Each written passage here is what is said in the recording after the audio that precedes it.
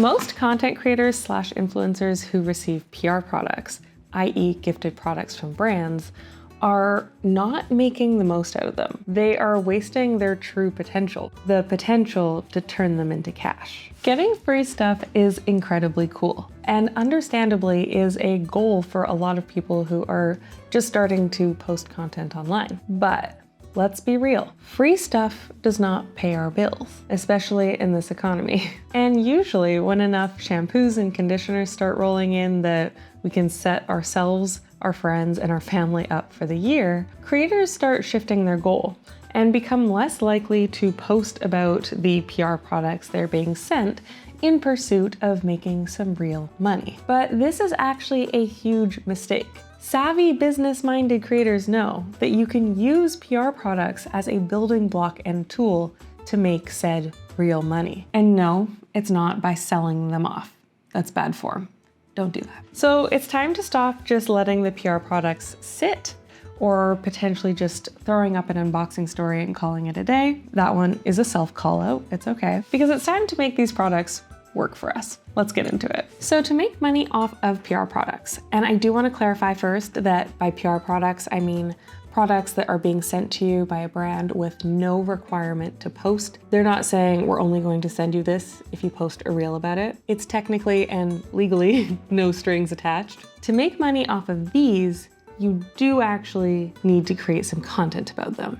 Strategically though. Now I do understand and recognize that a lot of creators get touchy about this, saying, if I'm not getting paid, why would I do free labor for the brand by promoting them? But it's important to not look at this so one-sidedly. Is that a word? I'll be honest, the bigger you get as a creator, the less likely you are going to make use of the methods or strategies we're going to talk about in this video. Because hopefully you're being offered paid partnerships that will compensate you way more for the amount of work you're putting in to these. But these tips are going to be perfect for those of you who have not yet started landing 5-figure brand deals, or for anybody who is happy to put in some upfront work for some long-term gain. So first, and this might seem a bit silly or self-evident, but the first thing you're gonna wanna do when you receive your products is photograph them and get some video clips. Future you will be very thankful. I know a lot of us have it in our head that like, as long as we get an unboxing out there or like snap a single photo and throw it up on our story, we've done our due diligence, we've done a great job, we can start using it, we can give it away, whatever. But if you want to use that content later to make you a little bit of cash, the repurposing value is pretty low of an IG story slide, or even you just talking to camera unboxing something. We want to milk these products for all that they're worth. And to do so, we want to be able to have like just lots of really nice shots of it. So I try my best whenever I get something to commit to photographing and videoing it in both vertical and horizontal. And that's my personal, like, okay, once that's done, you can do whatever with it. This does result in 2 not so great situations though. One is that I end up sitting on products probably far longer than I need to because I'm like putting off the task of like capturing them. And second is that my hard drives are absolutely out of control. I have hundreds, if not probably thousands of shots of PR products over the years sitting on my hard drives waiting for me to do something with. So that's why it's really important to actually execute on the next step, which we're gonna get into in just a second. A couple tips for your photographing, documenting, content capturing. I personally love shooting with my camera, but that does not have to be the case for you. It is always good though to get some shots of it like in the box, as well as some stuff like in your hand, and also the products like out of the box too, like in the actual container. That is too light for my eyebrows. Somebody in my life is going to be getting that. And ideally even like getting into the product, like some close-ups of how it looks. Maybe even some swatches if you have a lot of time on your hands. Honestly, the more content, the better. I used to always shoot with these vinyl waterproof backdrops, and when I moved. They unfortunately couldn't come with me, but I'm going to be reordering them ASAP, and I 1000% recommend them. I will drop a link to them in my description, and also you can find them in my Amazon storefront. Also, before I moved, I had what was almost like a little flat lay toolkit. I had like a little glass vanity mirror perfume holder thing. I had fake flowers, the works. And while I'm not trying to make this a whole difficult process for you, I definitely recommend getting a couple little goodies to shoot your product shots with. So this little content bank that you have is going to come in handy because you've basically covered your bases for most of the types of content you will want to create. Shy of doing a dedicated video about a specific product, but even then, you now have awesome B-roll to include in those videos. So how can you make the most out of all of these? Where does the money come in? First up, affiliate marketing. And I know some of you creators out there are like rolling your eyes, saying, really, that's the big hurrah?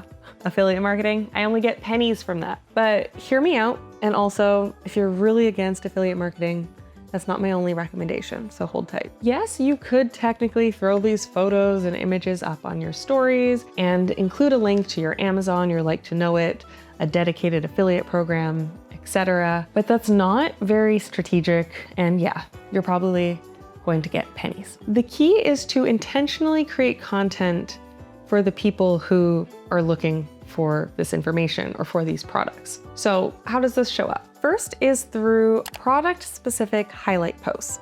I find that these work best not on Instagram or really social media in general. You're gonna have a lot more luck with this on YouTube, Pinterest, and a blog. So for example, if I know that people are wanting to know more about Pixi, what do we even have in here? Pixi Beauty lip tints, then I'm going to create a post dedicated to Pixi lip tints. For me, this is where a lot of SEO comes into play.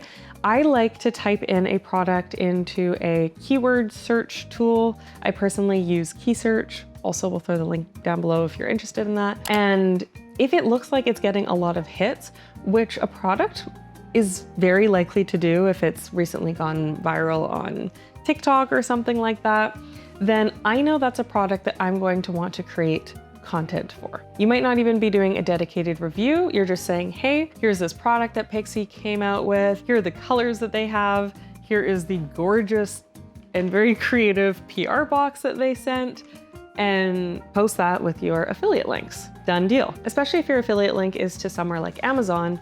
If they go and click it and don't end up buying this product, but buy something else on Amazon, and your link was the last link that sent them there, you will get a commission on whatever they buy, even if it is like a barbecue or something completely irrelevant to beauty products. And so again, these affiliate links can be used directly in the blog post. You can make a YouTube video and include those affiliate links in the description or in your pinned comment, or you can actually affiliate link out of your Pinterest pins. There's now a feature on Pinterest that is available to most or a lot of countries in the world where you can product tag a pin. So you can link your affiliate link directly to the products tagged in your video. And to make this content, a lot of the heavy lifting has been done by your little product bank.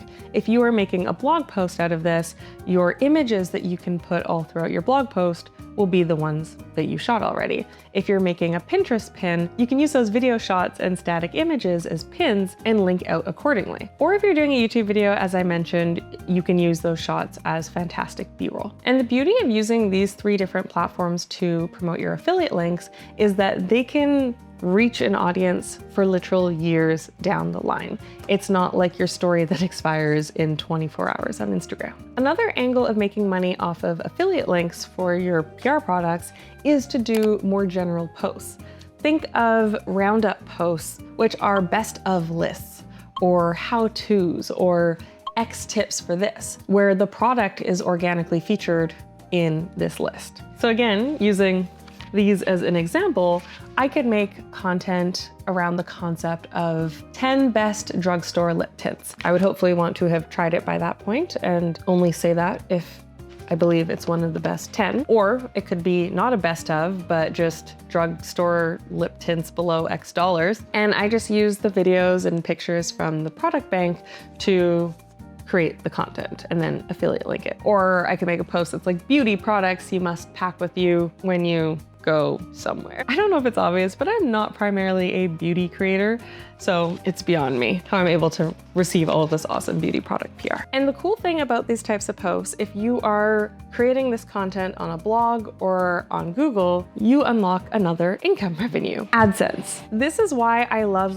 to do SEO research for this type of thing, because if I look up Pixi lip tints and it's getting like thousands of searches a month right now, it's super popping, I know that it is worth me making a blog post about this or making a YouTube video about it, because it's likely to get more views and as a natural result, more AdSense income. That's why I think it's not necessarily the best use of your time to go through and make a dedicated blog post for every single piece of content. But if you do it strategically, you can pull out ones that you think are going to get a lot of traction and create content accordingly. I do think it's kind of funny, like the journey that we go on as creators. Like I remember back when I first started, I would do this keyword research to come up with a list of the most popular hair products at the time and strategically go out and buy them so that I could create this kind of content and make money off of it and just grow my reach and impact in general. Like that is a really solid strategy for growing your brand, especially if your brand is centered around a lot of product-based reviews. But now it's really funny how creators are like getting these products, no, we don't have to buy them, and we're not like using it in that same strategic way. The next option to make some money off your PR products is that if you are an Amazon influencer, you can actually upload those products or those video clips directly to Amazon itself through their Amazon influencer program. I think you hit like create content or something like that. And once you have enough of these, Amazon will actually show your little video clips on the product pages of these different products. And you can actually earn an income from that. I think if you are planning to take the Amazon influencer route, it is a great idea to maybe throw like a quick voiceover over your video clips and maybe add like some swatches so people can see like what it looks like, so that you're also helping out potential buyers and making it more likely for your video to surface on the product pages. But if you've already done your product bank, it shouldn't be an insane additional lift for you. One thing though that's really important here, and honestly in all of these like content methods, is that it's really important still to disclose that you were gifted this item. You can say, of course, that you're creating this content organically, you're not being like paid for any of this, but it is still important and required that you disclose this as a gift from the brand. And finally, you can use PR products as a portfolio builder to then go out and pitch for sponsored content, paid content. If there is a brand that you want to work with and they have sent you PR products, do not waste this opportunity to show them what you can do. Because first of all, they're already interested in you enough, they see enough value in you to want to send you PR. We just have to show them what we can do to take it to the next level. Don't necessarily do it for every PR product or every product that a single brand sends you, but do strategically for like your dream brands. Make content that showcases your storytelling, your ability to connect with your audience, your aesthetic, photography and cinematography skills. Then when you post that content and it performs well, you can use it as something to point back to when you go ahead and pitch them. Now, if you made it to the end and you're thinking, okay, this is manageable, I see the potential, I can do this, I just need to start getting some more PR products, definitely watch this next. I got you. Thanks for watching, and until next time.